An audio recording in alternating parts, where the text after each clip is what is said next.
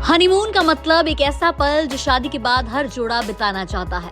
शादी के बाद हर लड़के लड़की की चाहत होती है कि वो कहीं दूर जाकर कुछ दिन बिताए।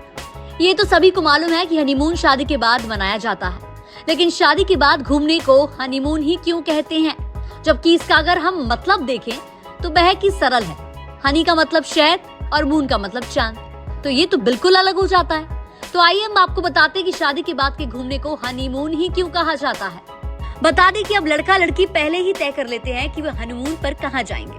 हनीमून शब्द पुराने अंग्रेजी शब्द हनी और मून से मिलकर बना है। हनीमून शब्द में हनी का मतलब नई शादी की मधुरता और खुशी है, लिहाजा शादी के तुरंत बाद महसूस होने वाली वो खुशी इस शब्द से जोड़ा गया है। इसके अलावा यूरोप में शादी के दौरान नव दंपति को शहद और पानी से बनी अल्कोहल ड्रिंक सर्व की जाती है, इसलिए भी शादी के कुछ समय बाद तक के समय को हनी यानी शहद से जोड़ा गया है। हनीमून में मून शब्द शारीरिक चक्र को बताता है।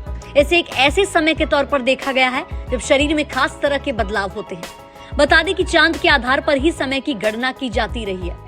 अब दोनों शब्दों को मिलाकर बने हनीमून में हनी का मतलब खुशी और मून का मतलब समय से है।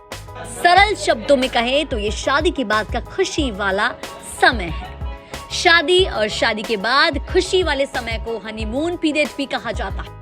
अगर आसान भाषा में जाने तो जब भी शादी के बाद कपल एंजॉय करता है तो उसे हनीमून कहते हैं। वैसे इसका मतलब शादी के बाद जोड़े के सिर्फ घूमने जाने का ही नहीं है। नव दंपति घूमने जाए या ना जाए, शादी के कुछ दिन बाद तक के समय को हनीमून ही कहा जाता है।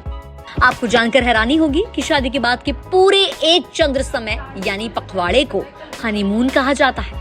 फ्रेंच में इसे ल्यून डी मील कहा जाता है। जर्मन में इसे फिटरवोचैन कहा जाता है।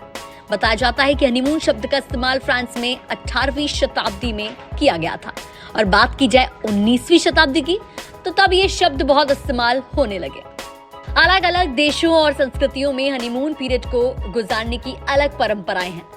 वर्ल्ड वाइड वर्ड्स वेबसाइट एक रिपोर्ट्स के मुताबिक अगर बताएं तो हनीमून शब्द का इस्तेमाल पहली बार 16वीं सदी में रिचर्ड ह्यूलेट नाम के एक व्यक्ति ने किया था।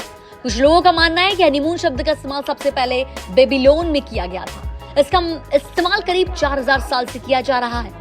दरअसल बेबीलोन में शादी के बाद दुल्हन के पिता दूल्हे को शादी के 1 महीने बाद से तोहफे में शहद से बनी शराब देते थे। इसे लूनर कैलेंडर के हिसाब से दिया जाता था। बेबीलोन में इस महीने को हनी मंथ कहते हैं। धीरे धीरे हनी मंथ से ये नाम बदलते हुए हनीमून हो गया।